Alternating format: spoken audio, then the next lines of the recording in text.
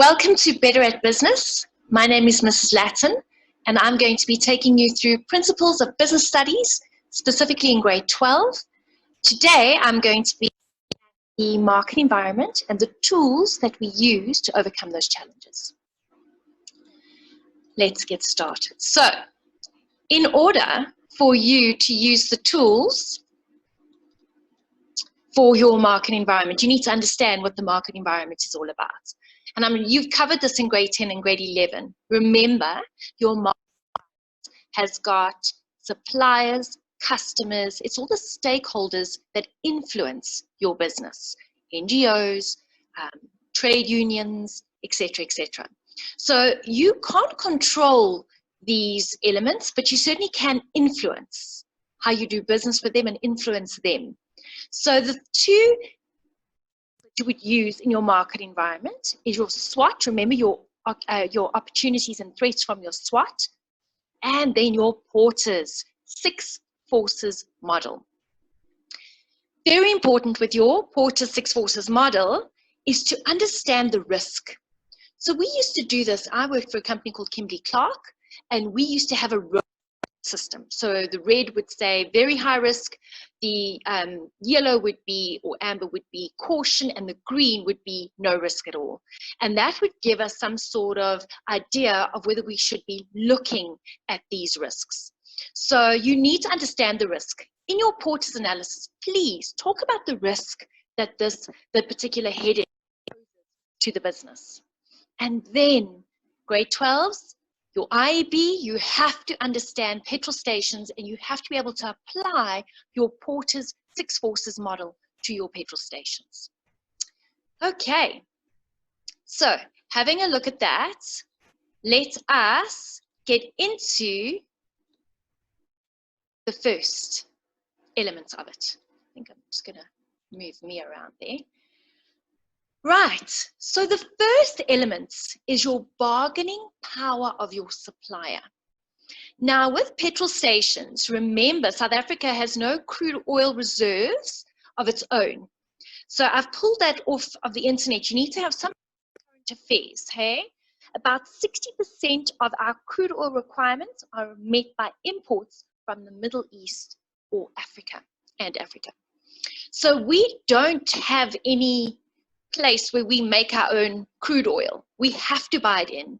So already you can understand that the bargaining power of the supplier that is supplying us crude oil and petrol, the risk, have a look there, is going to be a medium to high risk.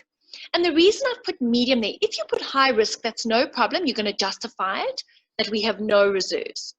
However, have a look at what's happened with Total South Africa. There has been a gas discovery.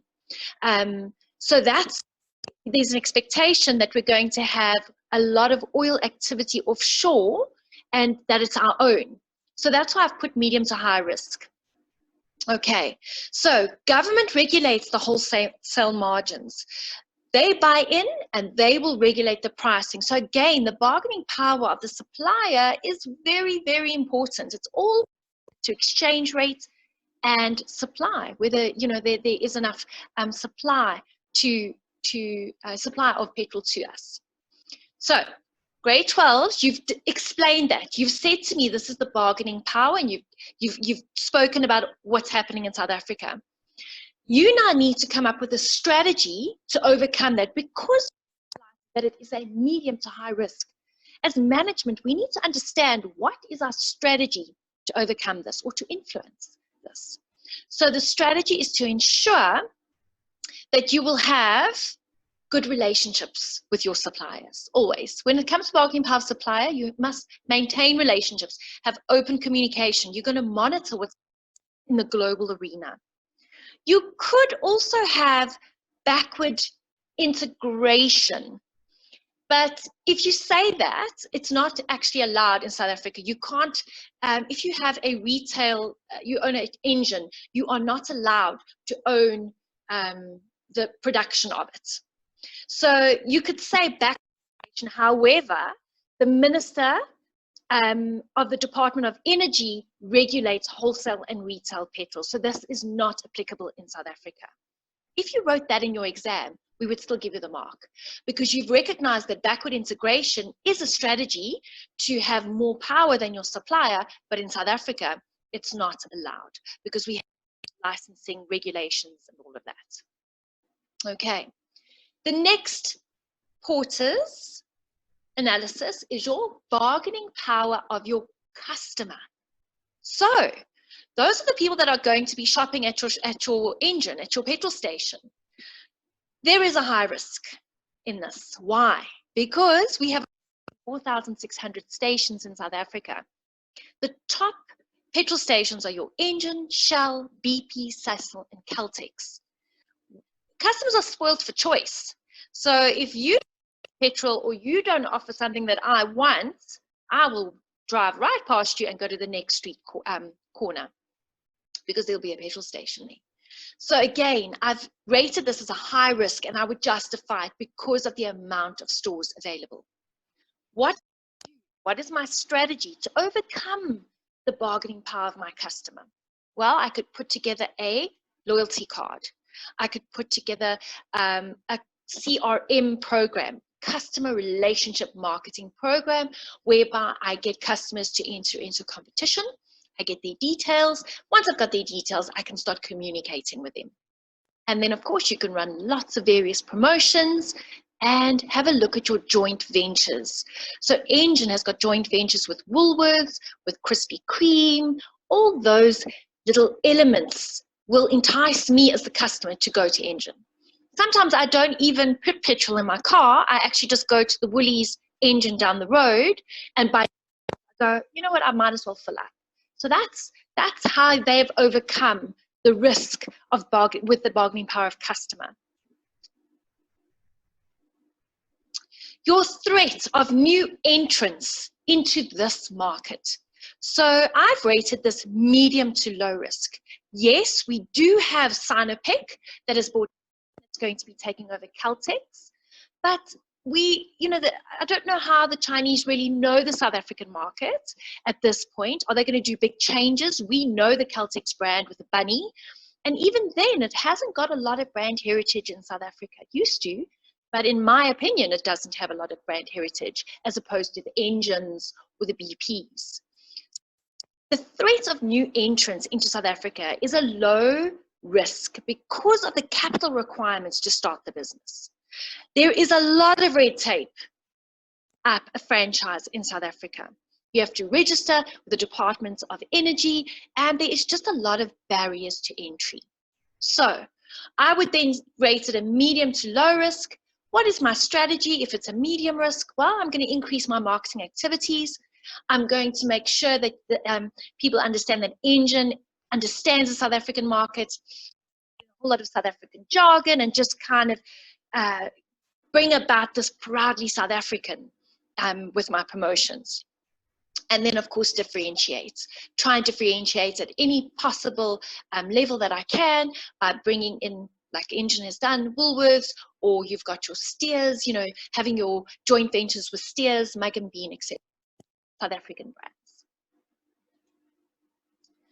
Threat of complementary products. Now, a complementary product is where, it's like ebony and ivory song, but it's literally, how I was thinking, I was doing my dishes, putting the dishes in the dishwasher last night, not doing the dishes. And I thought, DeFi dishwasher. Can you imagine if they came out with a DeFi dishwashing tablet? That's a complementary product. So in your petrol stations, your threat of complementary products is medium to high risk. Why? Petrol stations have been amazing with their complementary products. And that is, for example, like Shell has their pharmacy. They've got Steers. They've got their lubricants, their engine oils. Those are all complementary products to you filling in petrol in at the engine.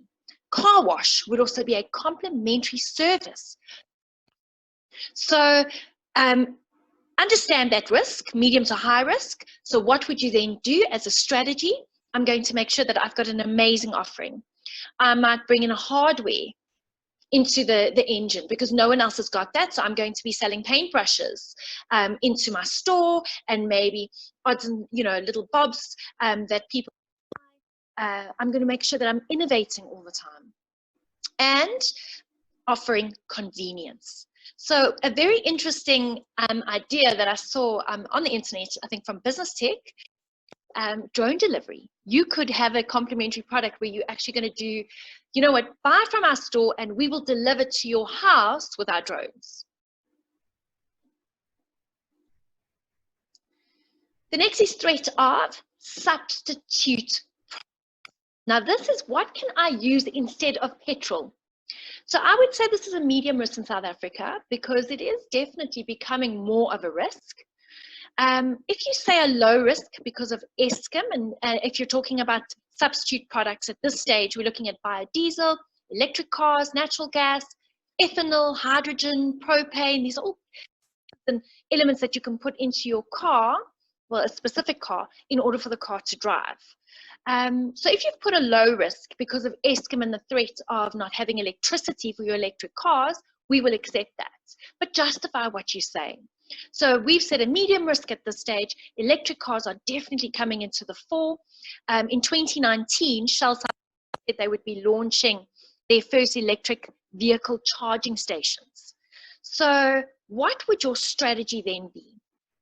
Your strategy from a management point of view is to make sure that you keep up with your market trends, you understand what is happening, conduct an environmental analysis, and we've done that in the previous chapter that I covered with you.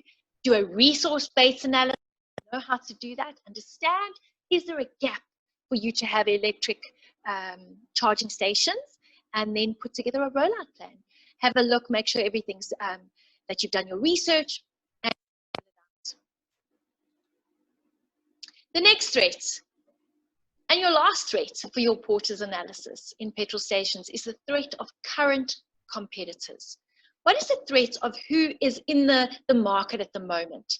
Again, I would say medium to high risk. And the reason being is that our market players are very active, are doing a lot of things. And there's joint ventures that these petrol stations have with various companies. So you need to make sure that you have a unique selling proposition. Be unique, offer something unique. Like Entrants has just started offering Krispy Kreme donuts in South African weather at the moment. Definitely something I'm going to go and get now. Loyalty card. Loyalty card so that people are loyal to Entrants. And they've been very clever. There's the Clicks Club card, there's the e-bucks, etc., etc. So add on to that. Say by the 4th, you can have a free car wash. Bring it in, bring customers back into your store. Again, look at your joint ventures and you can do promotions. Grade 12s, I hope that was helpful. Please let me know, please subscribe. And the next chapter that we're going to be looking at is our pestle analysis in the macro environments. Thank you so much for joining. Thank you for watching. I hope you and that you are better at business.